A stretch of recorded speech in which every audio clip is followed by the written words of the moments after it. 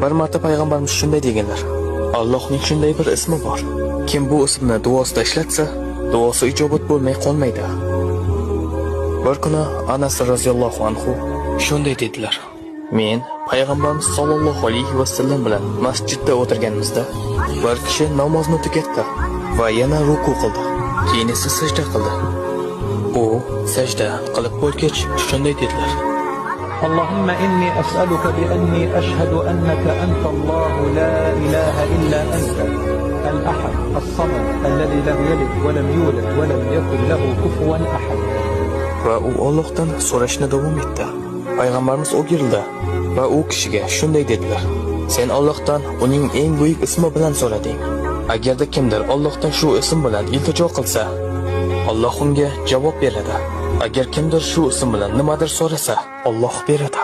Alloh buni ikki xil yo'l bilan qiladi.